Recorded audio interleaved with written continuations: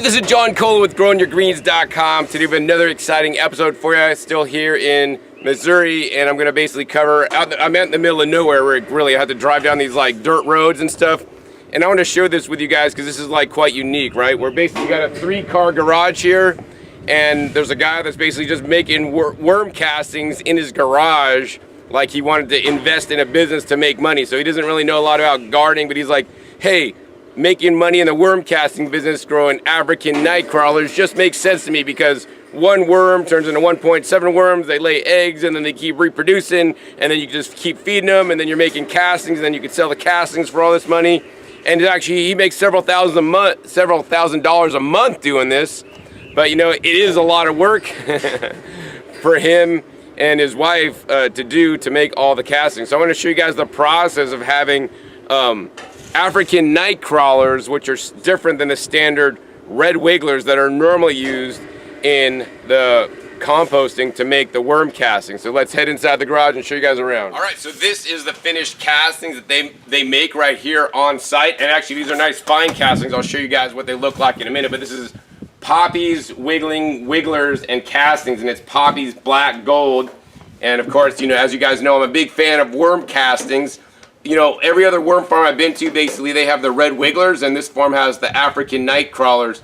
And you know, I don't know a lot about the African Nightcrawlers, so I was actually enlightened and learned about African Nightcrawlers and how they're a little bit different than the red wigglers. I mean, worms basically break down organic matter and then create poop, and in their poop they create a lot of biology, which in my opinion is the main benefit of the casting. You know, the fungi, the bacteria that are actually in the worm castings, and then you add to your garden, and not even in big amounts. You just add like 10 or 20% worm castings to your garden bed mix and get some amazing results. And if you guys want to even make your worm castings go even further, then you guys want to make what's called an aerated worm tea. I mean, the simplest recipe is like some molasses mixed with the castings and then bubble them up, and you can make some worm tea. I mean, of course, I have other videos where I go into, link down below, for like an open source compost tea recipe where you could, you know, add dozens of different ingredients to even, you know, make a better quality worm casting tea out of. So yeah, I love worm castings, and I got to enjoy and learn about the African Nightcrawler. So I'm going to take you guys around this farm to show you guys how they grow African Nightcrawlers commercially, like just in like, I think 3-gallon buckets. They're not even 5-gallon buckets. They grow them in pallets or like pallets. And yeah, it's amazing how many castings they can produce just by using 3-gallon buckets, although they have to empty out each bucket and sift them and do all this crazy stuff. They got all this machinery to do it, and I'm going to go ahead and take you guys through the process real quick. All right, so in this garage area, it's an unheated area, so they could just work in here and make the bedding that they're going to actually feed the worms. You know, they don't just feed food scraps. As a matter of fact, all the different worm farms I've been to, they don't feed raw food scraps to the earthworms, whereas a lot of gardeners, when you get home, you want to feed your, you know, food scraps to your earthworms, right? I encourage you guys, like the major farms do, compost your food scraps in a compost first and then feed that to your worms. You're going to be a lot more successful, and actually that's what they kind of do here. But anyways, with these worms, because they're African Nightcrawlers from Africa, you know, they don't like it too cold. They like it right at the right temperature. And for optimal conditions for African Nightcrawlers to be happy, eat the most, reproduce the most, make more cocoons, which are like the eggs, right? You want to have it right between 76 and 78 degrees. So inside this building, which is connected to the garage here, they got it set up with different heaters. They got an electric heater, they got a gas heater as a backup, and in the summertime when it gets too hot, they got to keep it cool with an air conditioner. So let's head inside and show you guys what it looks like. All right, guys, so is this the most unimpressive worm farm you've ever seen? I mean, it's not like spread out, it's not large. I mean, it's just a little like tough shed or something, oversized one. And all they got like 1, 2, 3, 4 pallets of these little 3-gallon black buckets that are stacked with like little pieces of wood in between them, weighted down so that the worms can't actually get out. I mean, that's all it is, just these pallets. Each level has 9 buckets on there, and it's nice and warm in here. So let's go ahead and give you guys a close-up on what these buckets actually got in them. All right, so you guys can see these buckets are like stacked taller than me, so it's like about 6 feet tall. So it's 1, 2, 3, 4, 5, 6 levels. So it's kind of amazing that they're just all the worms are growing in buckets, 6 levels. Each level has 9, so what, 6 times 9 is what, 54, something like that? 54 buckets with all the worms growing. Here's the temperature. It says it's 79 degrees in here, so it's maybe like 1 degree, a little bit hotter than optimal. They got fans and actually 2 heaters running in here to keep and maintain the temperature. Let's go ahead and pull out one of these buckets and show you guys what's in there. All right, so this is the bucket. It's a 3-gallon bucket. Looks like they just got holes at the top, but they didn't use a drill. Looks like they probably used a heat tool just to heat up the bucket to kind of melt it and create a little air hole. The hole shouldn't be too big, otherwise the worms can get out of them. And when you dig this up, let's go ahead and dig this up a little bit. You really got some nice black rich castings. Like, this reminds me of like coffee grounds when my dad used to drink U-Band coffee when I was a kid, because this is 100% earthworm castings, unlike other farms I've been to that will sell castings with the bedding, which there's pros and cons to doing that.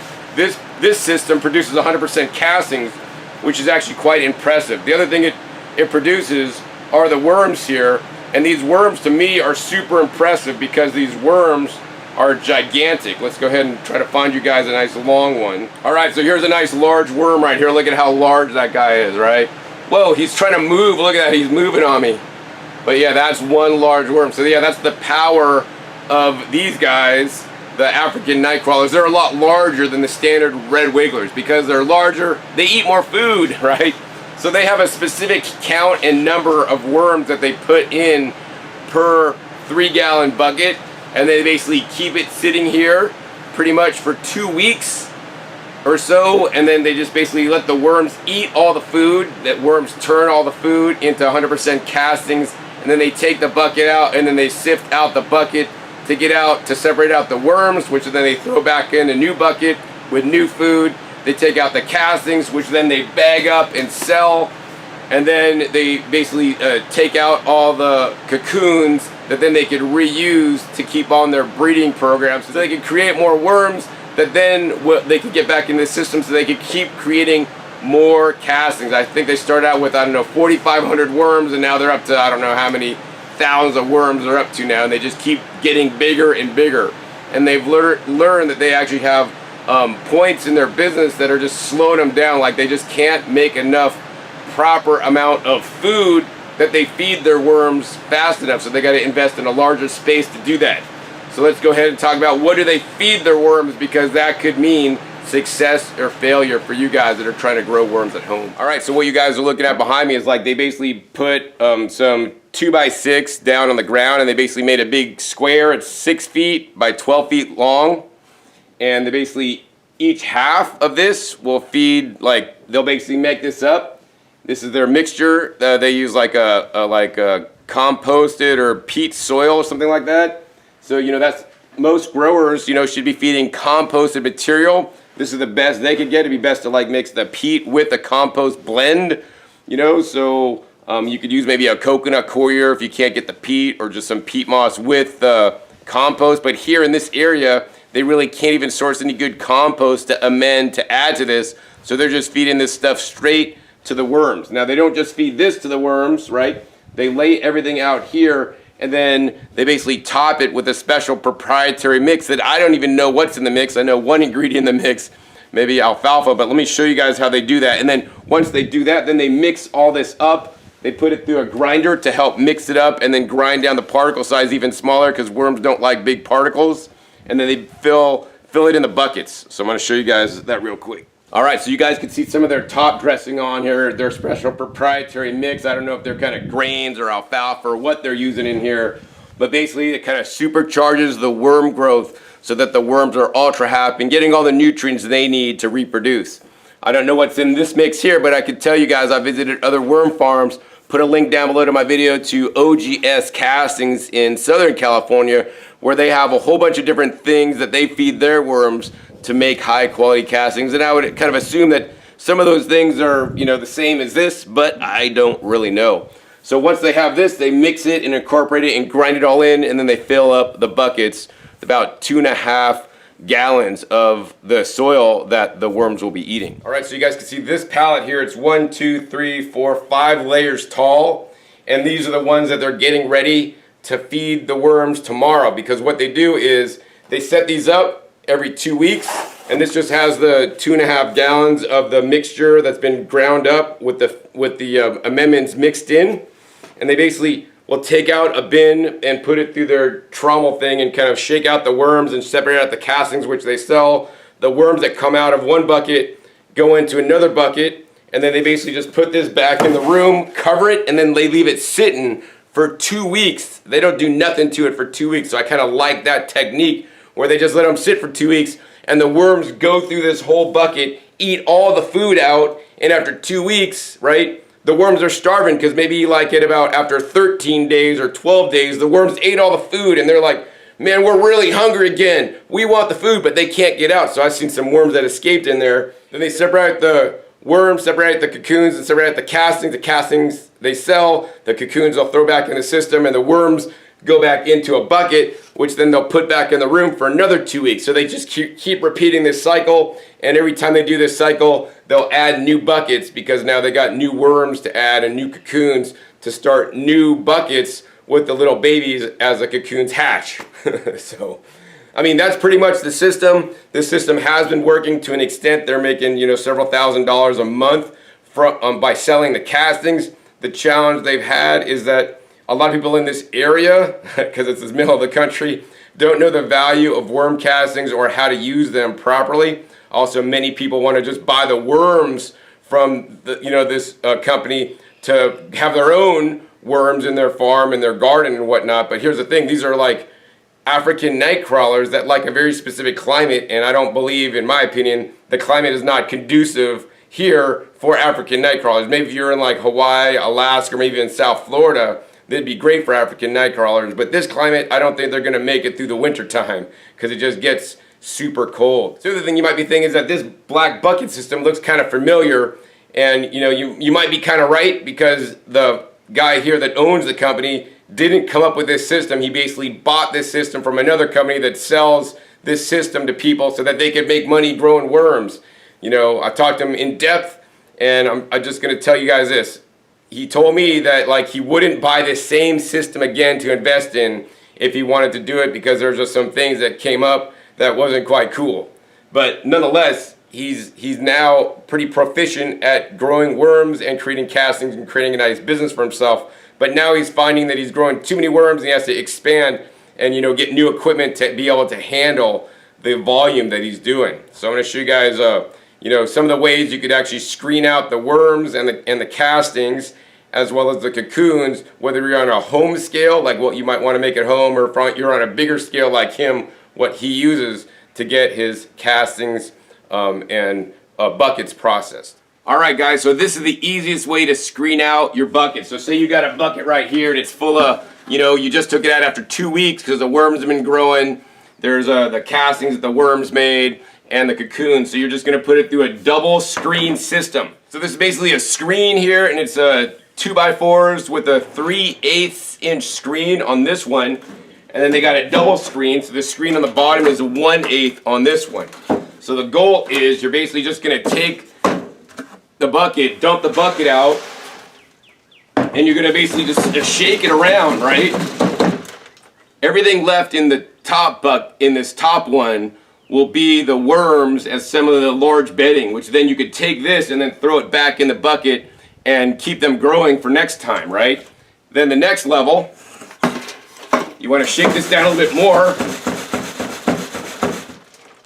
Everything left in this next level is going to be, smaller particles, but also the cocoon. So then this is, you're going to start in a new bucket to then hatch the worms and then feed them to grow more worms. And then of course in the bottom here, right, you're going to have all the castings you guys could use in your garden or sell. So yeah, that's basically the process. And this is something that you could do on a home scale using some kind of system like this, using like, 2x4s with the different size screens. So if you're actually starting a business in this stuff, definitely not going to do it by hand, because it's going to take you way too long, too much labor, too many hours. Although maybe you don't have the money to invest in some kind of machinery like this that basically will shake down the worms and do the same exact thing but more automatically, because you got the two screens, the 3/8 and the 1/8, and then you have a whole conveyor belt system that basically collects the worm castings in a super tote that then you could bag up or just sell whole super totes that way. So I know what you guys are thinking right now. John, I want to buy those worm castings you guys saw, because yeah, I checked them out. They're definitely good castings for sure. I would personally buy them. I'm probably going to bring a little bit home with me. But here's the thing. You know, the goal for this farm is to actually make the castings and only sell them to the local area. I mean, he can't even produce enough for the local area, and he doesn't even want to have to ship them out of state because the shipping prices just get so crazy. So, you know, my purpose in making this video for you guys is to show you guys actually this is not rocket science, guys. This is super easy to do worms in buckets. You don't have to use, you know, African Nightcrawlers. You could use red wigglers using some of these same techniques. But once again, guys, please don't use, you know, food scraps. Please compost them first. You're going to have a lot greater level of success. Oh, and the most important thing I forgot to tell you guys is about the moisture content of the mixture that he puts in these buckets, which is 70% moisture content. The trick is you wring them out, and if you squeeze them out, you get a little bit of liquid coming out on your fingers, right? If it's too wet or too dry, the worms ain't gonna like it and they're not gonna perform well. Your worms may die. I've seen so many worm bins that are just too wet, and the worms just totally don't make it because you're drowning them, like literally, when it's too moist. Likewise, they can't be too dry because they're gonna dry out and shrivel up as well. So playing with that moisture content. And now this may sound all real hard and stuff, but I don't want this to deter you from making your own worm castings, because honestly, you know, make your own worm castings is always the best. It's not rocket science, and the worst it's gonna happen if you're not successful at making, you know, at growing worms and making the castings is you're gonna invest in all the equipment and you're gonna kill the worms. Maybe you do that the first time. That's fine. Order new worms. Try it a little bit different and learn where you messed up the previous time, and then do it successfully that time. Maybe it's going to take you that second time. John and I lost my second batch of worms. That's all right. Do it a third time. You're going to learn from each time you kill the worms what you did wrong, and then you're going to start, you know, modifying and changing your approach and doing it better. And that's what the farmer's doing it here. He's been doing this for a couple years now, and he's been learning how he's been messing up and how he can improve it, and now he's just working on improving it and expanding his business and being able to grow more worm castings for the local community. So yeah, whether you guys want to start a worm casting business yourself to make money out your garage, I have videos where I did that too down below. You know, this is just one of the many ways you could grow worm castings, like literally in 3.5 gallon buckets, which is just so simple, so easy. So yeah, I want you guys to start making some worm castings today if you're not already. Of course, if you're lazy like me and you don't want to have to deal with all these buckets and harvesting and making this mixture and feeding them, right? Just buy the worms and dig a hole in your garden beds and bury them in the ground, right? And then I top off my beds with pretty much a similar mixture that he feeds his worms. So my beds get topped off, the worms are happy, they aerate the soil in my ground, they put the poop where I want it so that I don't have to transfer castings anywhere because they're pooping in the ground, they're aerating the ground, and they're making my garden a better place. So I mean, that's really the secret to this video, man. Save your guys the time, get the right worms, put them in your ground, and feed them properly, keep the right moisture content for your plants and your worms, and they'll thrive. So if you guys enjoyed this episode today, hey, please be sure to give this video a big thumbs up. Also, more importantly, share this video with other people that want to learn more about the worm business or how to grow the African Nightcrawlers, because it's surely enlightening to me visiting today. Also, be sure to click that subscribe button right down below so you don't miss out on my new and upcoming episodes I've coming out every 5 to 7 days. You never know what I'll show up or what you'll be learning on my YouTube channel. Make sure you click the little bell to get notified as my videos come out. And finally, be sure to check my past episodes. My past episodes are a wealth of knowledge. Over 600 episodes at this time on this channel dedicated to teach you guys all about how to grow your own food at home. So with that, my name is John Kohler with GrowingYourGreens.com. We'll see you next time. And until then, remember, keep on growing.